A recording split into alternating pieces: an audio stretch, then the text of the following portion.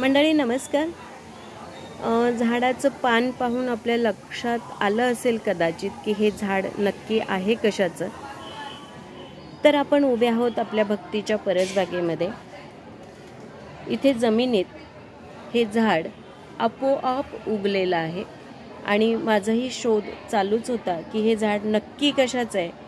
आणि तुम्ही बघाल तर ते इतकं उंच झालंय, हे बघा अगदी गेटच्याही वरती गेलंय।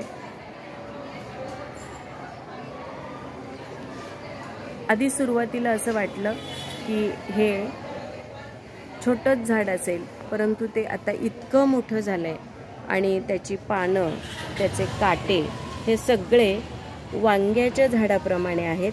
कदाचित बऱ्याच जणांनी ते ओळखलेही असेल, पण ते प्रमाणापेक्षा जास्तच मोठी पानं आहेत आणि त्याला काटे मात्र वांग्याच्याच झाडासारखे आहेत। आता असंच वाढता वाढता मध्यंतरी थोडंसं तुटूनही पडलं, पण आता त्याला खूप कळ्या आलेल्या होत्या आणि आपण बघतोय की किती छान अशी नाजूक फुलं आहेत। झाड मात्र खूप मोठं झालंय, पण फुलं अगदी नाजूक आहेत। पांढरी फुलं आहेत याच्या ही, आणि कळ्या मात्र अगदी मोठ्या संख्येनं आलेल्या आहेत आणि खूप ठिकाणी या कळ्या आपल्याला आलेल्या दिसत आहेत।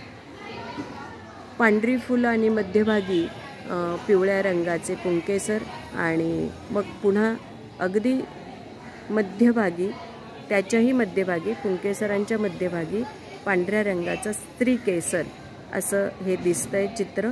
तर गुच्छाने कळ्या आलेल्या आहेत आणि फुलंही उमललेली आहेत। अगदी गेटच्या बाहेरही ते तिकडे गेलेलं आहे, बघा काटे आहेत त्याला, त्या झाडाला। तर आहे हे वांग्याचंच झाड, पुढे काय त्याला येणार आहे बघूयात। परंतु कदाचित हे रानवांग असेल का, मलाही तुम्ही सांगायला मदत करा। पण मी मात्र हे मुद्दाम एक वेगळं झाड म्हणून त्याला जपलंय। फुलं तर उमलली आहेत, परंतु अशी बरीच फुलं उमलली आहेत। मी एक 7-8 दिवस वाटही बघत होते, परंतु फुलं गळून पडत आहेत, त्याला अजून काही फलधारणा झालेली नाही।